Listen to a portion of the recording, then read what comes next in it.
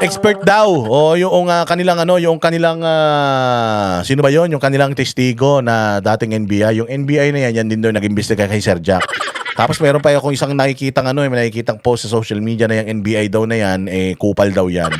O di umano, parang meron yan yata siyang isang hinuli na walang warrant of arrest. So sanay na sanay pala to sanay na sanay pala. Pero expert daw siya. Expert daw siya. So akala ko naman talaga, syempre nasa cybercrime division ka, akala ko expert ka talaga. At least man lang sana. At least man lang sana ang kinuha mong, ang kurso mo, computer engineer ka, computer scientist ka, electronics and communications engineer ka, o kaya information technology course ang tinapos mo. Tayo na, kurso, accounting. Accountancy. Accountant na expert sa digital forensics. Paano na rin? Paano ba? Ano nga natin? Ano ba ibig sabihin kapag eksperto ka? O ano ba ibig sabihin pag eksperto ka? Ibig sabihin, meron kang mga supporting documents, credentials that will support yung ikaw na pagiging expert mo. Bawa, expert ka sa expert ka sa basketball. Tapos putang ina sa ligang barangay ka lang naglalaro. O hindi ka eksperto no. Naglalaro ka lang ng basketball, hindi ka eksperto. Oo, hindi ka eksperto kasi nga hindi ka naman professional, hindi ka naman PBA player. Hindi ka naman NBA player. Hindi ba? So ako, sasabihin ko ba, pwede ko ba sabihin na expert ako sa basketball, naglalaro ko sa interbarangay, mga commercial league lang. Siyempre hindi, di ba? O, sa boxing, ganun din. O, si Manny Pacquiao, pag sinabi niya, I'm an expert boxer. Oo, expert boxer talaga yan. Nakita mo, nakikipag-boxing. Meron ng matagal na panahon na nakikipag-boxing. 15 anyos pa lang, nakikipag-boxing na siya, si Manny Pacquiao. So kapag may sinabi siya patungkol sa boxing, maniniwala ka sa kanya. Pero pag patungkol sa politika, huwag ka maniwala kay Pacquiao, bobo yan Pero pagdating sa boxing, maniniwala ka. Oo, maniniwala ka. Si Manny Pacquiao ka ba? Maniniwala ka kahit naglaro siya ng PBA. Maniniwala ka ba na si Manny Pacquiao expert sa basketball? Siyempre hindi. Expert sa boxing, maniniwala ka. Hindi naman siya pwede maging expert sa boxing na hindi siya nagbo-boxing. Tama? O, kung ikaw, you are a seasoned MMA, mixed martial artist. O hindi ba? O pag nagsalita ka, since meron kang credentials mo, pinaghirapan mo, high school ka pa lang, may mixed martial arts ka na, nag-wrestling ka, nag-judo ka, nag-taekwondo ka. Lahat ng martial arts, tapos naglaro ka sa mga competition, naging black belter ka, tapos naglaro ka pa sa mga mixed martial arts, kahit pa ilang beses lang, pero sa yung history ng buhay mo, makikita talaga na na ikaw ay into martial arts and contact sports. Ayan, pwede, expert ka. Ganyan. Oh, hindi ba? Halimbawa ikaw, lagay natin sa doktor. Paano mo sinasabi na espesyalista yung isang tao? Di ba, mayroon ng mga doktor, di ba, nag-aral ng medisina, pagkatapos ng ilang taon, gumraduate, anong tawag sa kanila? MD na sila. Medical doctor. Tapos pagkatapos nun, magbabar exams yung mga yan. Magbabar yan, tapos papasa sila. So, licensed na sila. Licensed doctor. Pwede na ba sila mag-opera kagad? Pwede ba silang buksan kagad yung puso mo? Hindi pa rin. Kahit nag-aral sila ng matagal, hindi sila basta-basta pwedeng mag-opera. O anong gagawin nila? Mag-i-specialization pa sila. Mag-fellowship pa yan, residente, tapos mag-specialization. Pag nag-specialization yan, aral na naman yan. Ilang taon na naman yan. Tapos may mga eksaminasyon na naman yan. Oo, pagkatapos noon, bago sila mag-opera, muna yan? Practice muna yan. Tapos, saka na sila magiging, doon mo palang masasabi na espesyalista sila. Oo, hindi lahat ng doktor ay espesyalista sa puso. Hindi lahat ng doktor ay espesyalista sa mata. Espesyalista sa utak, sa atay, balon-balonan. Hindi po yan lahat ganun. Nag-aaral sila separate para maging eksperto sila sa larangan na yun, bagamat sila yung mga doktor. Pero, hindi ka naman pwede na maging doktor nang hindi ka nag-aral ng medisina. So, ganoon ang sistema, mga bossing, dito sa Pilipinas, kahit sa buong mundo. Kahit sa Jupiter, ganun din. Kapag ka kapag sinabi mo ikaw eksperto, talagang yung yung pinag-aralan mo, yung history mo, yung experience mo, katulad ako 2008 ako'y pumasok sa isang IT company. Diyan sa IT company na pinasukan ko, mga brands ng mga computers yan. Meron kaming mga programming, encoding, coding, meron kaming mga certificate trainings, tapos meron pa akong mga other upskill trainings. Tapos ilang taon ako sa mundo ng information technology kasi na-promote ako hanggang sa So from 2008 hanggang 2025. Oh, gaano kahaba yung aking experience, exposure sa sa digital world?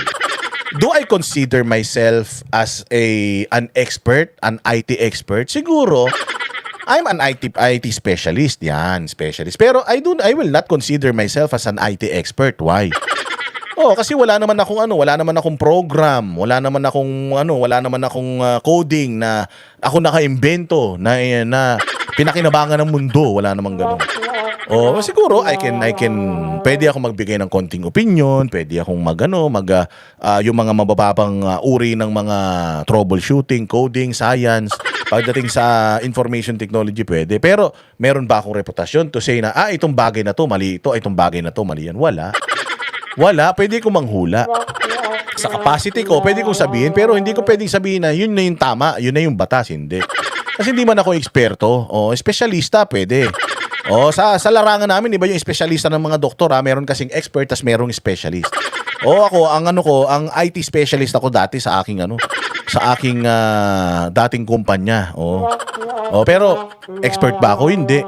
Pero ang tagal na from 2008 up to 2025 nasa exposed ako sa IT. But am I confident enough para sabihin na I'm an expert? No. I have schooling, I have certifications. But am I confident to say na pwede akong gamiting isang expert witness pagdating sa mga bagay na ganito? Hindi. Malabo yun. Yun din yun. Ngayon, etong isang bugok na ito, ilagay din natin sa abogado. Bago mo masasabi na ang isang abogado, isang seasoned lawyer, expert, paano mo masabi? Pero kasi may mga abogado, iba dyan, nag-notaryo lang eh. Hindi naman naglilitigate. Expert litigator, expert labor lawyer. Yung mga ganun, di ba? Marami kasing klase yan eh. Paano para mo masabi mo na ganun? Seasoned yan.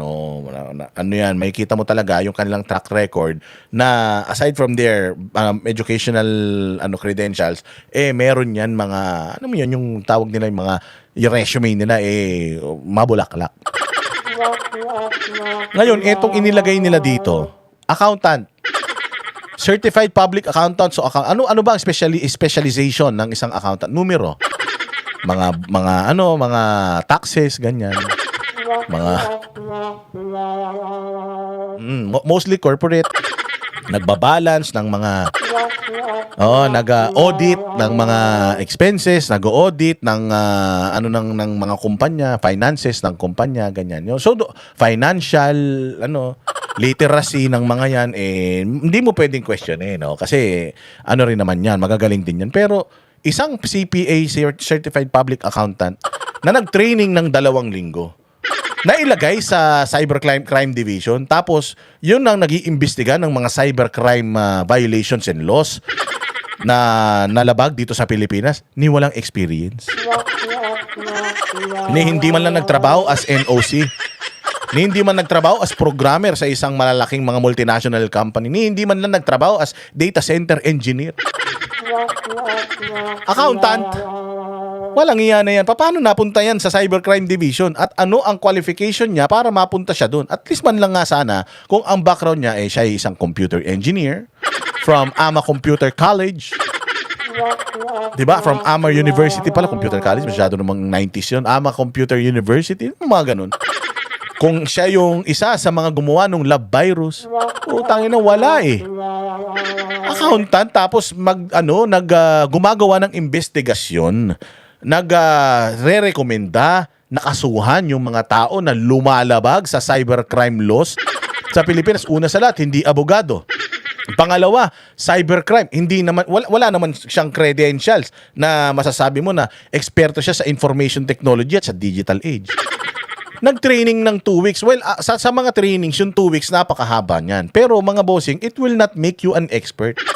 Pwede siguro na you are trained for this, but you are not gonna be an expert with a 2-week training. Tapos ang nakakatawa pa nito, yung 2-week training na inatinan niya, putang ina niyan, hindi naman siya yung parang sa Harvard. Hindi naman siya sa MIT. Yung training na inatinan niya, dahil bumili sila doon sa kumpanya na yun, kaya tinrain sila kung paano gamitin yung mga produkto na kinuha nila sa kumpanya na yun. Utang ina, paano naging eksperto yan? Tapos yan ang gagamitin natin na hindi natin siya minamaliit bilang isang tao, kasi may tinapos din naman siya, tsaka meron din naman siya narating sa buhay, pero minamaliit natin siya bilang isang credible na testigo. Paano naging isang credible na testigo, lalong-lalo na kung ang paksang pinag-uusapan ay napakaselan, tapos hindi ka naman pala talaga eksperto, kundi ikaw lang ay nailagay diyan. Ikaw ay itinilaga diyan kahit hindi ka naman competent. Bakit ko sasabihin na hindi siya competent? CPA, tapos wala namang computer background, wala namang pinag-aralan sa computer, hindi man programmer. Tapos siguro maniniwala ako kung siya nilagay sa articles of impeachment, halimbawa sa SALN, o kaya sa maling pagdedeklara, pagbabayad ng tax evasion, ganyan. Maniniwala ako sa kanya, pwede, kasi yun yung background niya, accountancy, CPA, di ba? Certified Public Accountant daw siya, licensed. O so doon magaling siya. Pero sa computer, baka maglaro tayo ng Street Fighter, baka hindi ka manalo sa akin. Hindi ba? Mukhang tanga lang. So sabi ko, grabe, umpisa pa lang, palpak na. Kami ang boses ng masa, hindi natatakot. Katotohanan lang, di kami nalulunod. Walang bahid ng sismis, lahat ay totoo. Kahit sino ka pa, pag mali ka babanatan ka. Walang pinipili kulay, wala kaming kinikilingan. Basta para sa bayan, kami lalaban. Pagdama palakpakan, pag mali banatan, di matitinag, di matatakot. Para sa bayan, tuloy ang sigaw. Sa harap ng kamera, walang halong takot. Mga baluktot, lahat kayo'y tutumba.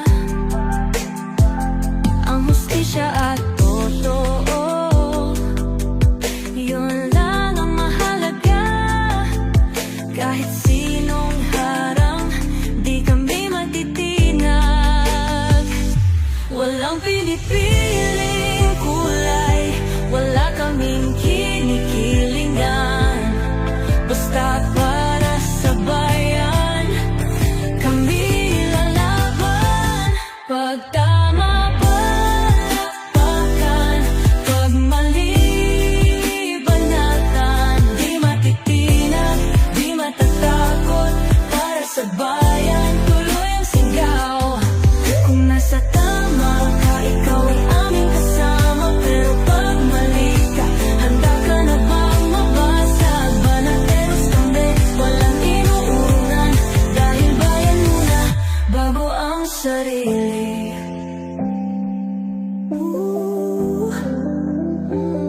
Bago ang sarili.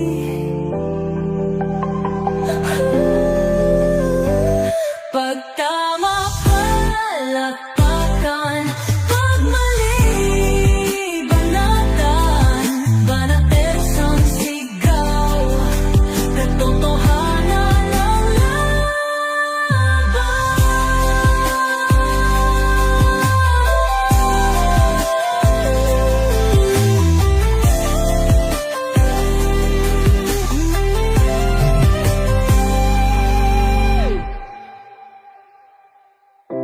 Sa